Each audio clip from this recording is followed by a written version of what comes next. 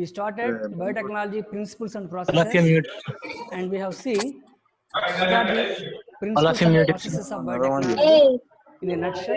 Later, we have studied various tools of genetic engineering and biotechnology. Among those, we have started with restriction endonucleases, and we have seen how restriction endonucleases are going to show their action on the DNA at specific places called palindromic sequences. How many types of exons are there? How many types of restriction sites are there? What are the various alternate names for these Guys, sites? mute yourself. Deletion sequences, restriction sequences, or action of enzyme sequences, or palindromic sequences. Then we have identified cutting the DNA molecules by using enzymes, restriction endonucleases. After that, they will separate it by gel electrophoresis. Based upon the size of the fragment and charge of the fragment, they will move from cathode to anode. Cathode here it is negative and anode is positive in electric fields. After that, we are able to identify a piece of DNA, and we are able to get it out from the electrophoretic plate, that is gel electrophoretic plate. After giving yttrium bromide and X-ray, they are appear like bands, orange colored.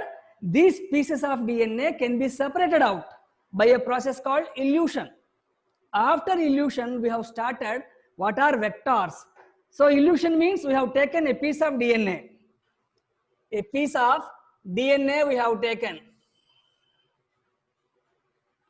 A piece of DNA will be having sticky ends.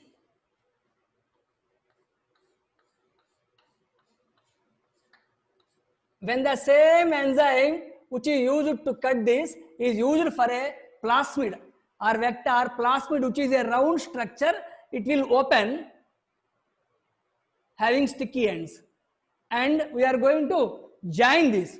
So when we are going to join this with the help of DNA ligase, we have studied the characters of vectors. Vector characters, an ideal vector should have RE site. RE means origin of replication. It is compulsory for any piece of DNA to replicate, to multiply into many copy numbers. And how many copies per cell is also having in the same site. It is having capability to determine the number of copies per cell. So origin of replication and copies per cell, number of copies per cell, these two are found in RE site. Second one, we have seen selectable markers. In the selectable marker is that to identify the bacteria which are called transformants and which are non-transformants. We have seen this clearly. What is a transformed bacterial cell? When a bacterial cell is having a plasmid which has selectable markers like ampicillin resistant, tetracycline resistant, such a bacteria along with its own DNA, bacterial DNA. This is called transformed bacterial cell. And a bacterial cell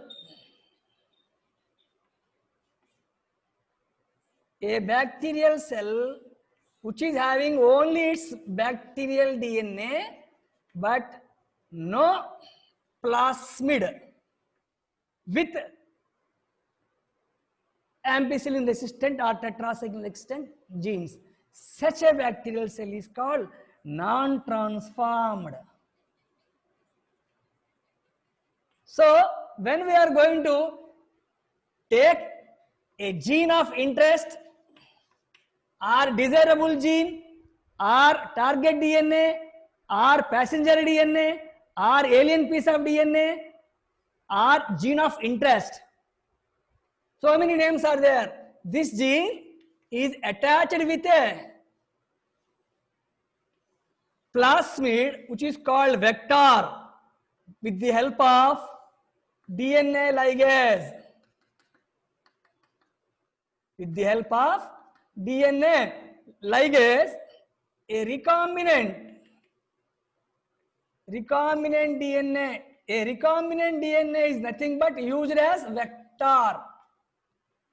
Whenever this recombinant DNA, vector DNA, or vehicle DNA, or carrier DNA, so many names again, the process is called ligation. With the help of DNA ligase. Now this rDNA or vector or vehicle is introduced into a bacterial cell. Which bacterial cell? Normal Escherichia coli bacterial cell, which is not having any resistance against ampicillins. So whenever it is introduced and the bacterial cells are grown into various colonies, 2, 1 become 2, 2 become 4, 4 become, so 1,000 or 100 or 1,000 colony bacterial. In all these bacterial cells, it is not compulsory, the same recombinant DNA will be there. Here the question comes, the bacterial cells which possess these plasmids or vectors in their body like this, they are called transformants, transformed bacterial cells. A major amount of the bacterial cell, or at least 50% of the bacterial cells, may not be having this in their body. They are called non-transformed or non-transformants. So, how to identify a bacterial cell is transformed or not? By the presence of selectable markers. What are selectable markers? Ampicillin resistant gene having resistance towards the ampicillin. What is ampicillin? It is an antibiotic. Tetracycline resistant gene, resistance towards antibiotic tetracycline like chloramphenicol, kanamycin, neomycin, streptomycin, bacitracin. So many antibiotic resistant genes are developed in the laboratory and they were incorporated into the plasmids. Like that, construction of plasmids like PBR 322, PUC 18, PUC 19 has been made. So many plasmids used as vectors are available in the market. So one such selectable marker. And here another selectable marker is that to identify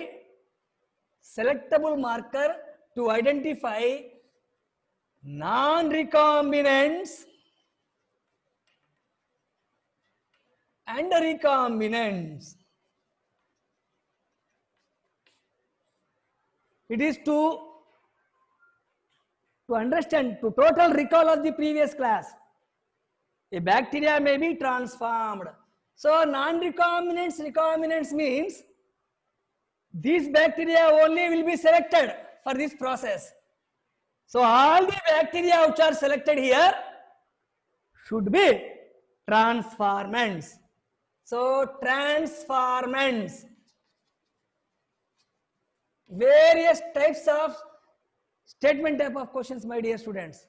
What are transformants? The bacteria which possesses plasmids or vectors which are having selectable markers like ampicillin or tetracycline or various types of antibiotic resistant genes. They are called transformants. So what about non-transformants? We don't want non-transformants. They will be eliminated. They will be separated out. They will be washed away from the bacterial culture. So we will take only these. Now, non-recombinant and recombinant means what? See here, a bacterial cell having ampicillin resistant, tetracycline resistant, recombinant means a bacterial cell having ampicillin resistant and the gene of interest along with its DNA. So what is non-recombinant and what is recombinant? See here, we have taken a transformed cell here. Into this transformed cell, into its, out of the two selectable markers where ampicillin resistant and tetracycline resistant are there. We have taken our gene of interest into this tetracycline bomb site. So whenever a gene of interest is incorporated into the bomb site of tetracycline resistant, already present tetracycline gene undergoes inactivation. This process is called insertional inactivation. So what happens? Now we are growing this into colonies. 1 becomes 2, 2 becomes 4, 4 becomes 8, 16, 100. In these colonies, again we are going to select. What we are going to select? Which is non-recombinant, which is recombinant. Here, my dear students, a non-recombinant is not having additional gene of interest. A recombinant is having a gene. Now, how to select? Out of these 100, we are going to transfer and separate media, ampicillin medium and tetracycline medium. One by one, we are dropping the bacteria. The bacteria, recombinant bacteria can be separated from non-recombinant or identified by non-recombinant. How? If a bacteria is a non-recombinant, it does not possess addition of gene. It has both ampicillin and tetracycline. So a non-recombinant is having both. It will grow in both ampicillin medium also, tetracycline medium also, because it is a non-recombinant. It is not having recombinant gene. Whereas a recombinant bacterial cell, when we are going to keep, it can grow in ampicillin medium. A recombinant can grow in ampicillin medium, but a recombinant cannot grow in tetracycline because tetracycline gene is insertional inactivation. It is inactivated. Here gene is there. So out of the 2 selectable markers, one is responsible to identify which are transformants and non-transformants, and another is responsible to identify which are recombinants and which are non-recombinants. But my dear students, according to the knowledge obtained in this, to select recombinants by selectable markers is a cumbersome process. In the previous class I stopped here. Cumbersome means troublesome process, difficult process. So why? Because simultaneously we have to use 2 separate plates, ampicillin and tetracycline, and we have to identify which are recombinant, which are non-recombinant. Then question comes, a non-recombinant can grow in both the mediums. A recombinant can grow only in ampicillin medium, it cannot grow in. Questions, my dear students, to identify transformants, we have to keep in. First question, to identify transformants, we have to keep in. When we are keeping in a medium, those cells only will exist or survive which are having. Second question, only those cells will survive and exist which are having. Third question, the difference between a transformant and recombinant. Difference between a non-recombinant and recombinant. Difference between a non-recombinant and transformant. Non-recombinants and recombinants both are transformants. It means both are having this, not this. A recombinant is having gene of interest, non-recombinant is not having gene of. So it is difficult to select them by this method. So an alternate selectable marker has been introduced to identify alternate selectable marker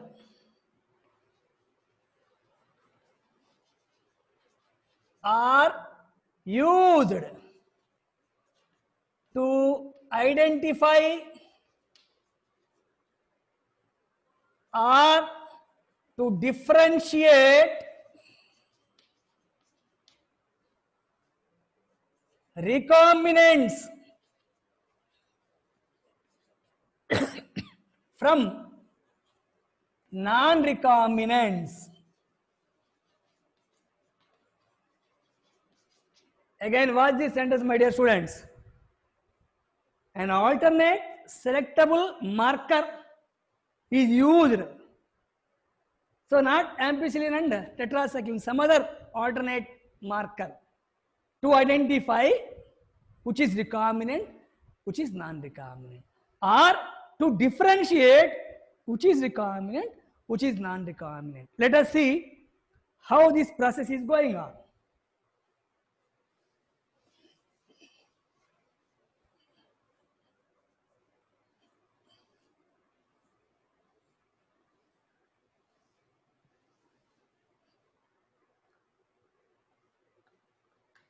E. coli bacterial cells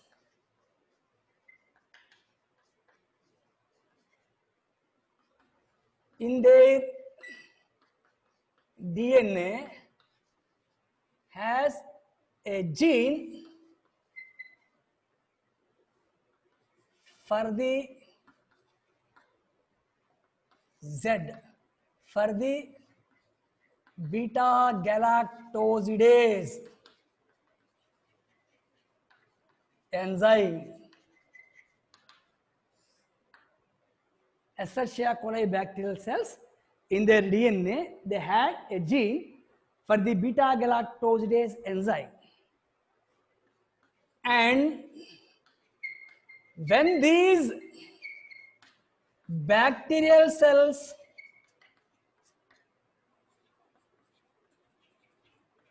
are allowed to grow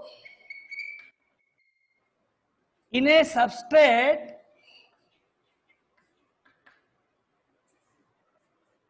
X galactose, in a substrate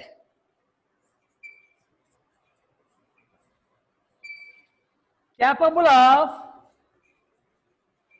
producing color, which is called chromogenic effect. Chromo means coloring, chromogenic effect. Chromogenic means production of different colors. So bacterial cells are moving in a culture media. In that, the substrate is X galactose, and this substrate, when the bacteria is growing in that, they are able to produce a color. This is called chromogenic effect. Chromogenic substrate and chromogenic effect. I repeat, when bacterial cells having Z gene for beta galactosidase enzyme, this is Z gene we have seen in lac operon concept. And when they were growing in a medium, in a substrate, that medium is capable to produce color. How color? When the bacteria is growing, which are having this beta galactosidase Z gene, they produce blue colored colonies.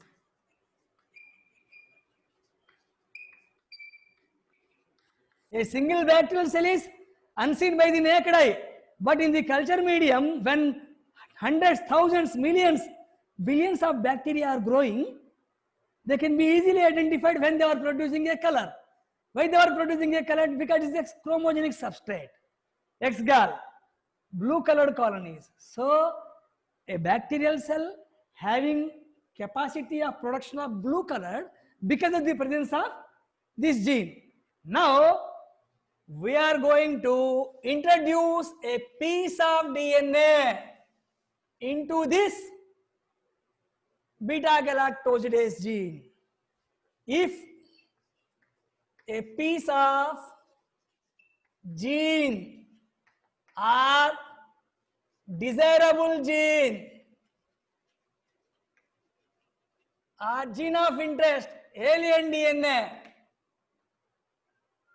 or passenger DNA. If a piece of gene is introduced in that place of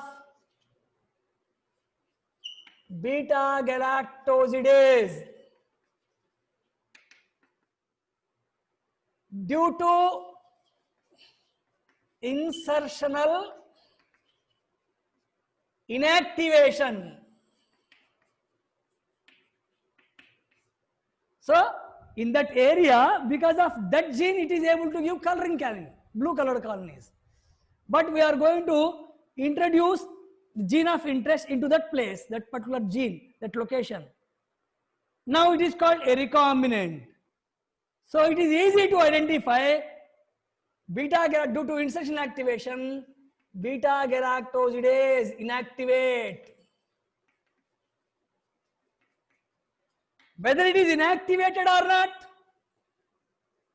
If it is inactivated means it is a recombinant. If it is not inactivated means it is non-recombinant. To identify when we are growing the bacterial cells, if colorless colonies are produced, colorless, they are called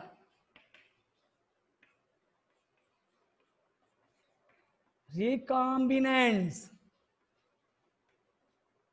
If blue color is produced,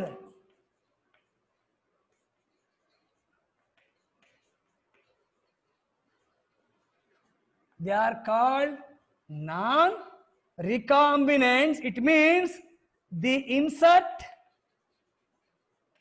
is not there. Insert means here gene. The gene of interest is called insert. We are inserting the gene of interest in the place of beta galactosidase. And we are growing the bacterial cells. So in a medium, when so many these bacterial cells are growing, if any blue color appeared, it means they are non-recombinants. If colorless colonies are produced, they are recombinant. Easiest method of selection of recombinants from non-recombinants by using alternate selectable markers. It is the easiest method.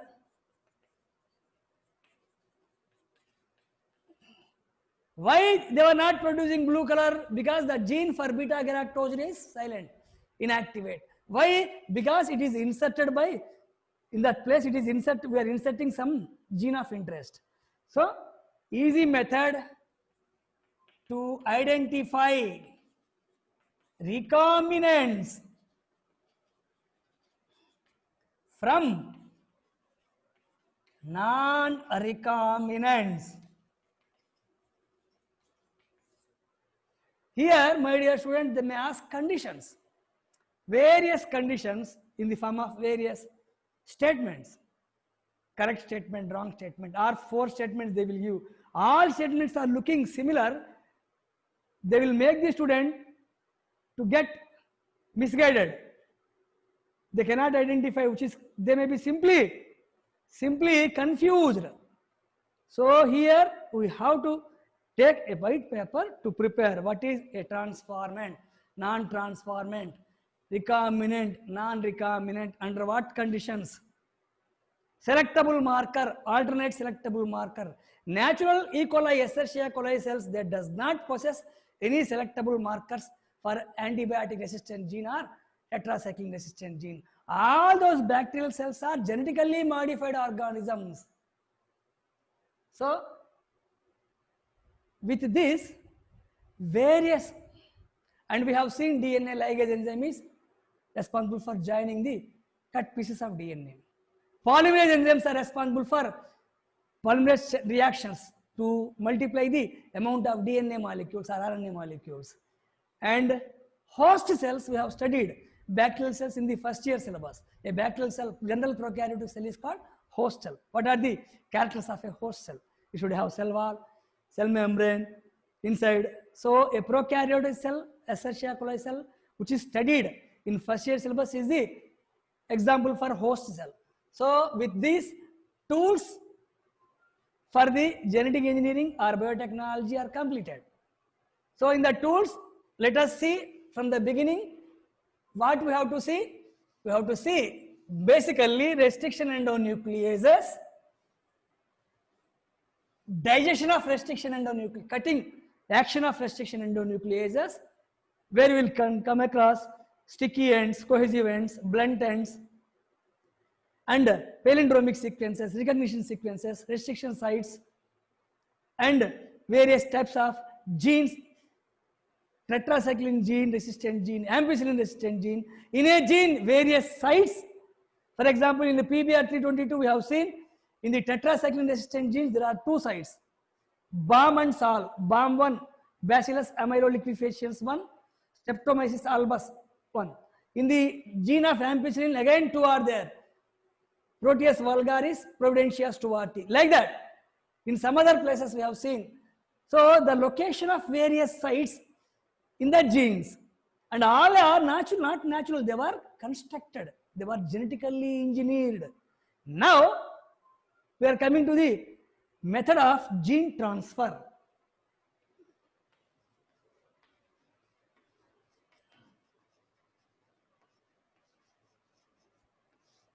What is this gene transfer? How to understand?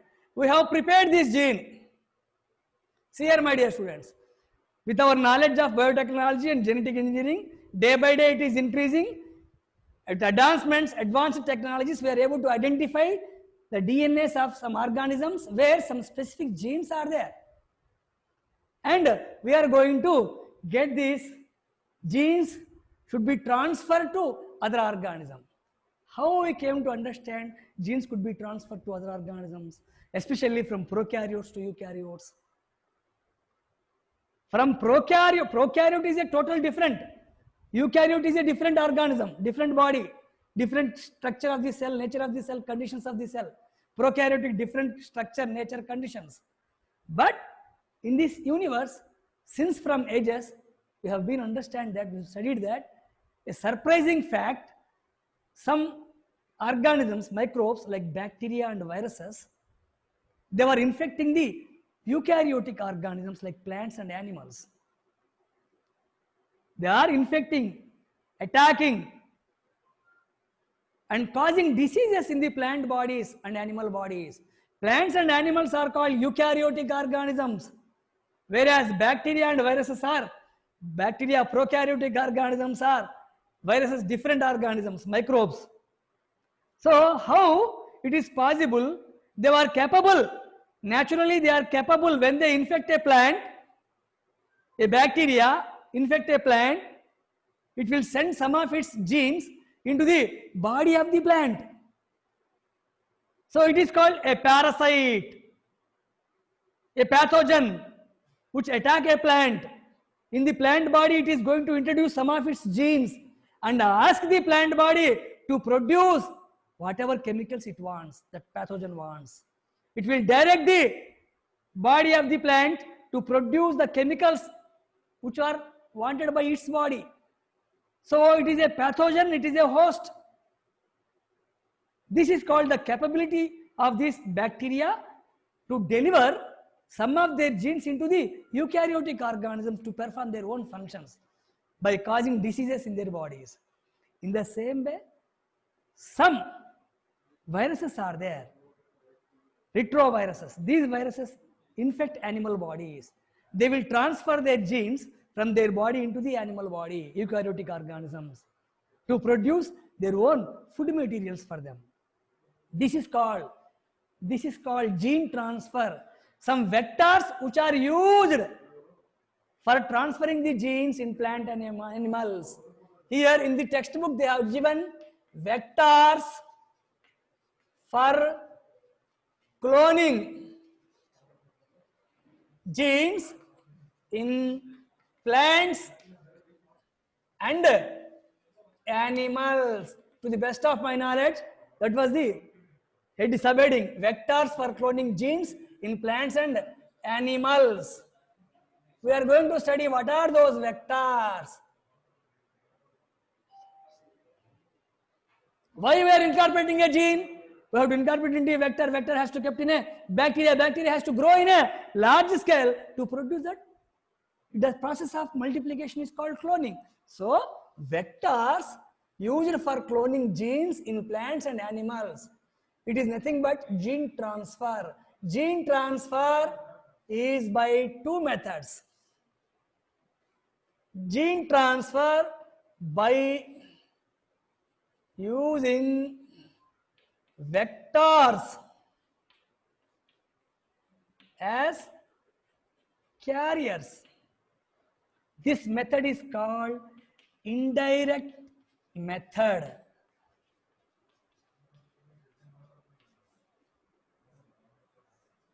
By using vector to transfer the genes from one organism to other organism, especially from prokaryotes to eukaryotes, is called indirect method. Why it is called indirect method?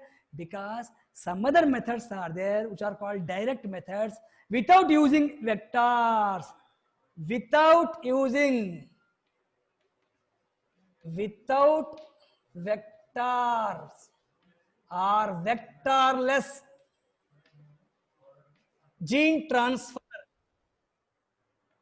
is called direct method. What is direct method? What is indirect method? By using vectors for transferring the genes for cloning. Indirect method because we are using vectors. Directly we are injecting we are not using vector here with the help of various techniques. Electroporation, ELECTRO,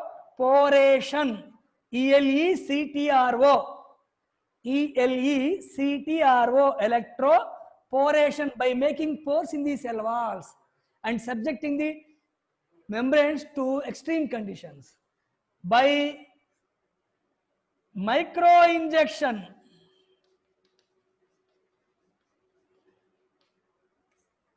biolistics gun or gene gun. So these are the direct methods without any vector. With some devices, techniques, we are incorporating the gene of interest into the eukaryotic organisms like plants and animals. Electroporation, micro injection, biolistics or gene gun, BIOLISTICS. Electroporation, making pores. So let us see. The gene transfer is by using vectors without using vectors. And it is here vectors for cloning genes in plants.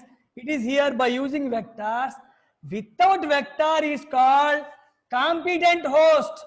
Next subheading, competent host preparation.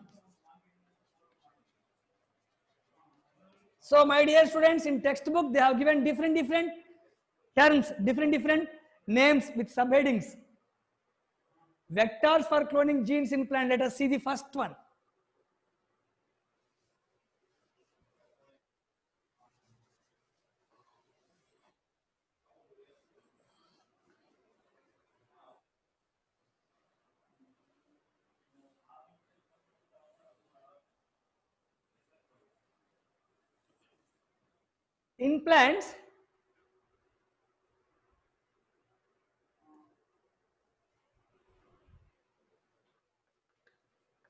In plants, vector for cloning genes, we have studied that Agrobacterium,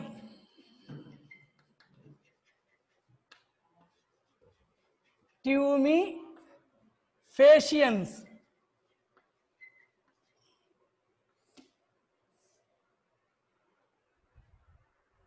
natural genetic engineer. It is considered as natural genetic engineer. in plants. What is this agrobacterium to me? A bacteria. It is a rod-shaped bacterium. It is gram-negative bacterium. A soil bacterium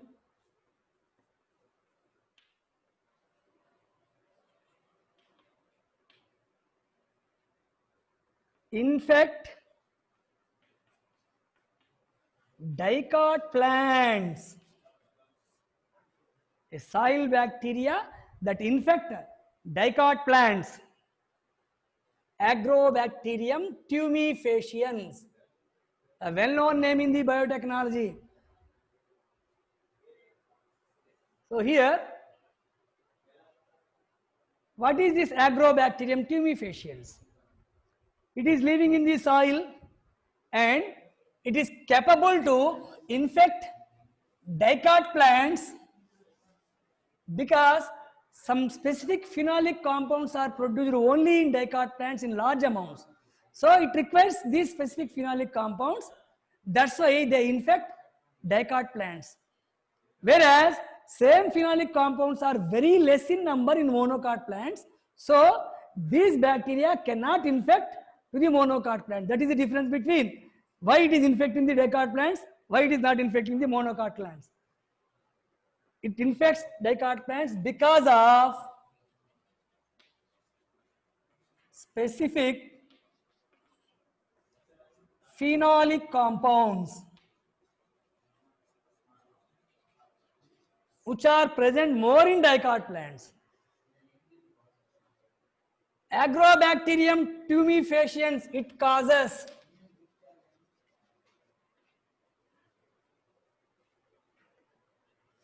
crown gall disease. Crown gall disease in apple, grapes, various vegetables like tomato and vegetables, soya bean, it causes crown gall disease. So hence it is a plant pathogen. It is a plant pathogen. What is this crown gall disease? Why it is called plant pathogen? Because when agrobacterium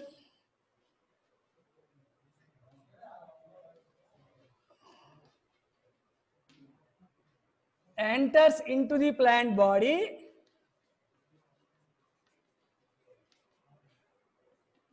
it produces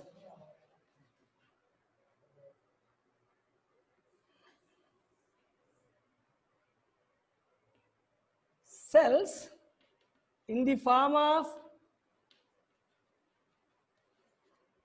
tumors,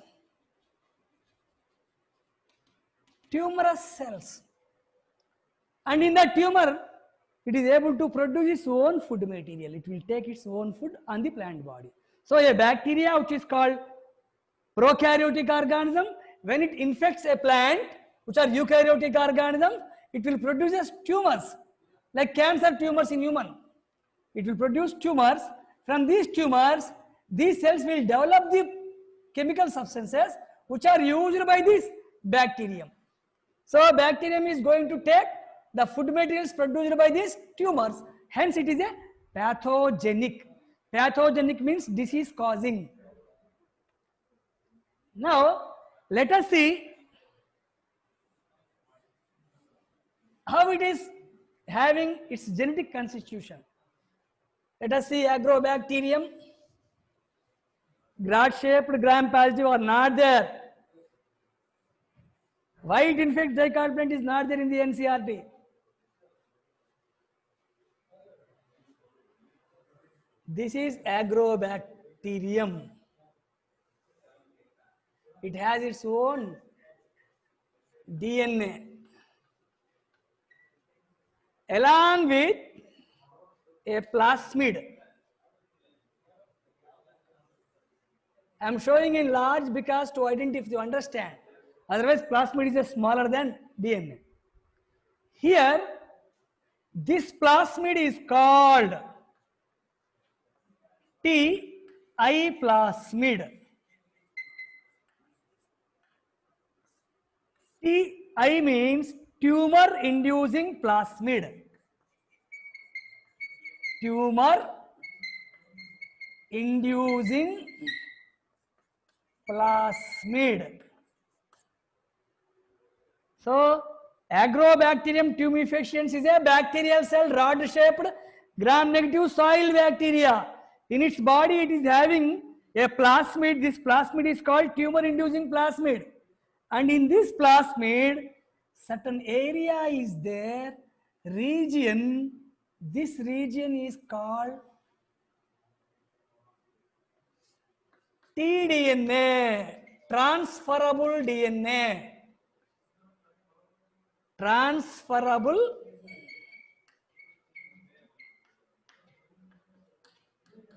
so when this bacteria infect a plant from its body, out of this tumor inducing plasmid, this part tDNA is transferred, and in this part it is having some specific sequence. This specific sequence in the tDNA is called virulent region.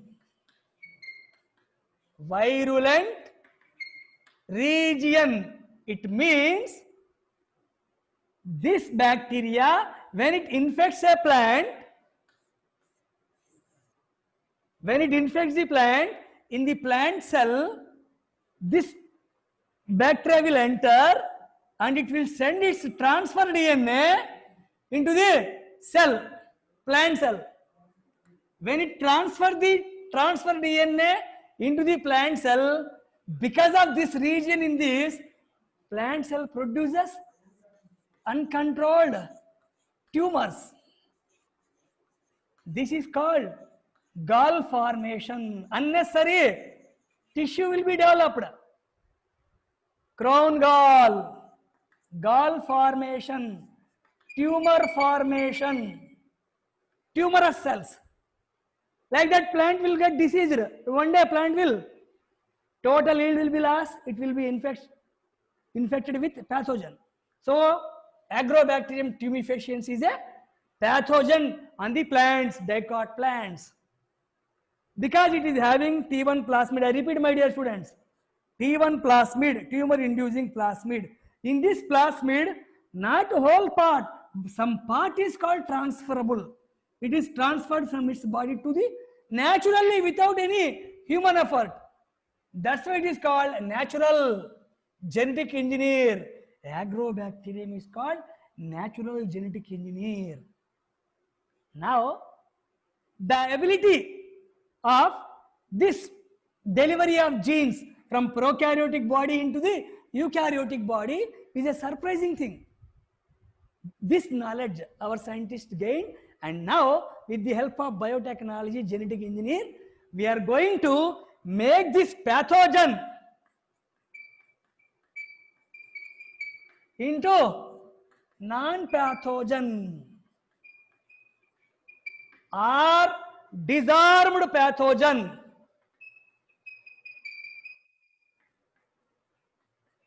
Disarmed means without arms. What arms?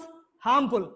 Now what we are doing here with the help of genetic engineering, we are going to separate its DNA plasmid and remove this. We are able to cut and remove the part, virulent responsibility region. Even if we remove this, but the capability of transferring is not removed. The amount of DNA is there, it can be transferred. So instead of this, whatever gene we want, changed, modified, constructed, we can add here. It's also called insertional inactivation.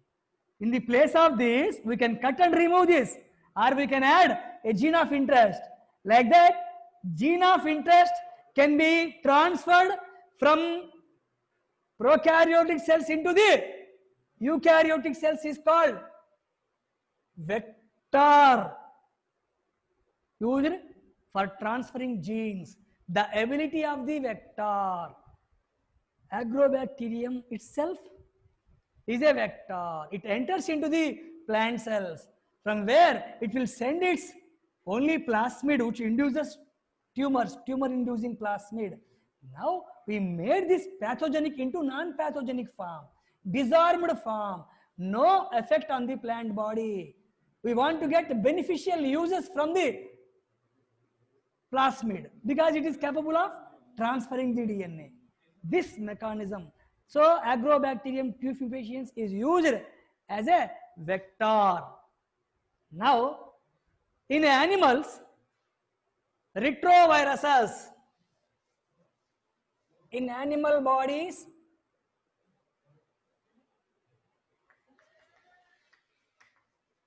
in animal cells, retrovirus are the natural vectors. They deliver genes. They deliver genes which are pathogenic. Pathogenic means disease causing, which produces cancerous cells. Cancer is also nothing but tumor in animals.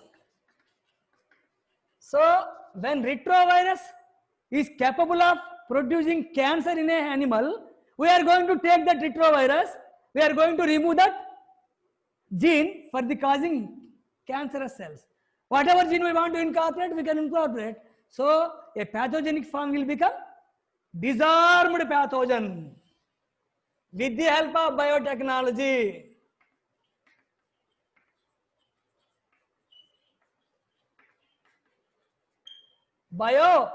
Biotechnology and genetic engineering, we can change these pathogenic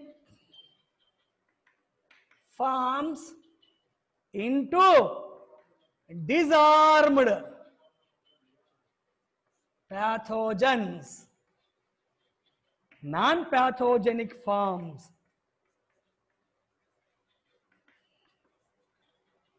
So my dear students, we have studied now a total process of various tools for recombinant DNA technology and genetic engineering, and finally we came to conclude that various tools are there and we know this process also, and we have studied that some natural mechanisms are existing in this universe. When a plant is there, some bacteria will infect the plant, it becomes diseased. When an animal is there, some virus enter into my body, become diseased. Now we are collecting the bacteria and viruses and we make them good, not bad. Pathogenic form to non-pathogenic form. So in the coming class, we are going to watch gene transfer without vectors or making competent host. My dear students, whenever you are having free time, take the NCERT book, thoroughly watch each and every page from the starting of biotechnology principles and process. All the best.